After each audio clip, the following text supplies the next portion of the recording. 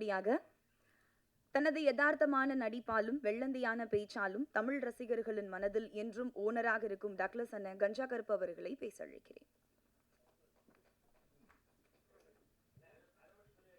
அது சொல்லலை, சொல்லிவிட்டுறேன். சொல்லிவிட்டா நல்லா இருக்கு.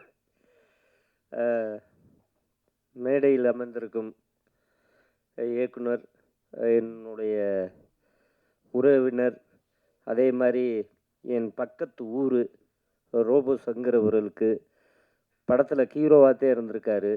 நான் நண்பராகத்தே இன்ன வரைக்கும் பார்த்துக்கிட்டு இருக்கேன். அவருக்கு நன்றியை சொல்லிக்கிறேன். இயக்குனருக்கு நன்றியை சொல்லிக்கிறேன். அதே மாதிரி அண்ணாச்சி போனாலே அந்த இடம் ரொம்ப சிறப்பாக இருக்கும். ஹோட்டலும் நாட்டுக்கோழி இருக்கோ இல்லையோ அவங்கள அடிக்க வச்சு சமைச்சே கொண்டு வந்துடுவார். அதே மாதிரி என் மூத்தவே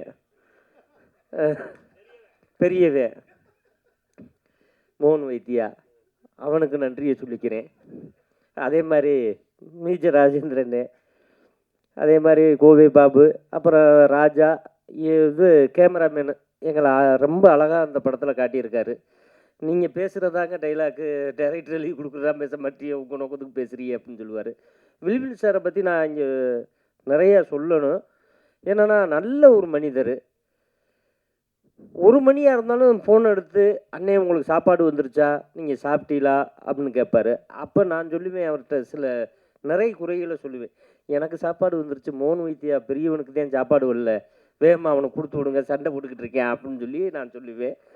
அப்படி அதே மாதிரி அந்த மியூசிக் டைரக்டர் சொல்லிக்கிறேன்னு, அதை அவரை மறந்துட்டு தப்பாக நினச்சிக்கிறாதிய, நல்ல பாடல்கள் கொடுத்துருக்காரு. அதே மாதிரி அந்த அக்கா, நீங்கள் அவங்க ரோவோவுக்கு அக்காவை நடிச்சிருக்கீங்களா, அவங்க பேசுனதுனா கரெக்டு, கொஞ்சம் இங்கிலீஷில் அதிகமாக பேசுகிறாங்க, அதுதான் எனக்கு பிடிக்கல. ஏன்னா தமிழில் பேசியிருக்கலாம், கொஞ்சம் அதை ட்ரை பண்ணுங்கக்கா அடுத்த படத்தில். ஏன்னா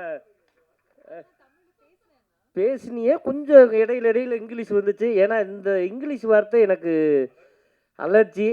தமிழில் எனக்கு பிடிக்காத வார்த்தை இங்கிலீஷ் வார்த்தை, அதை நீங்கள் மாற்றிக்கிறீங்க. அதே மாதிரி மீச ராஜேந்திரனே நல்ல கண்டென்ட் சொல்லிட்டு போனார். இந்த கண்டென்ட்டுக்கு பலியாக போகிறது நம்ம மோகன் வைத்தியாதே. நாங்கன்னா ஃப்ரீயாக போயிடுவோம். அவர் பேசும்போது அவனே அப்படி கிளாப்ஸ் பண்ணேன். நிச்சயம் ஏதாவது கல் வந்து விழுகு, அதுக்கு நாங்கள் பொறுப்பு இல்லை. நான் வந்து பேசும்போது சிரிக்கலை, நானும் அண்ணாச்சி குனிஞ்சிட்டேன். அது ஒரு நல்ல வேலையை பார்த்துட்டோம். அப்போ உன்னை இந்த ஆடியோ லாட்ஜ் வரைக்கும் கூட்டிகிட்டு வந்து பழி உடுக்கணும் பார்க்குறாங்களே, நியாயமா நல்லபடியாக இருப்பேன். சுண்டல்லாம் வாங்கி கொடுத்துட்டே சாப்பிடு, தண்ணியை குடி, வேறு என்ன சாப்பாடு வேணுமோ கேளு, வாங்கி கொடுத்துட்றேன். இந்த படத்தை பற்றி பேசுகிறோம்னா நிறையா பேசணும்.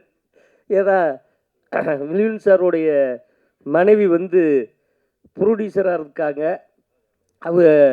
உண்மையிலே வந்து எல்லோரும் மனைவியை வந்து ஒரு டாக்டர் ஆக்கி பார்க்கணும், கலெக்டர் ஆக்கி பார்க்கணும்னு ஆசைப்படுவாங்க. ஆனால் முதல் முறையாக மனைவியை வந்து ஒரு தயாரிப்பாளர் ஆக்கியிருக்காரு. இன்னும் அவர் மனைவியை வந்து ஒரு டைரக்டராகவும் அவர் கொண்டுக்கிட்டு வரணும்னு நான் கடவுள்கிட்ட வேண்டிக்கிறேன். ஏன்னா அவங்கன்னா டைரக்டராக வந்தாங்கன்னா எங்களை மாதிரி ஆளுகளுக்கு நிறையா வேலை கொடுப்பாங்க.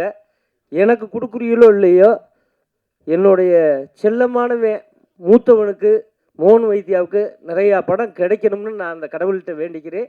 இந்த அம்பி படத்தை பார்த்துட்டு நிறையா படம் அவரை கூப்பிட்டு இருக்கிற இயக்குனர் ஃபுல்லாக கமிட் பண்ணுங்கள், அதோடு சேர்த்து எங்களையும் கமிட் பண்ணிக்கிறங்க. நன்றி, வணக்கம்.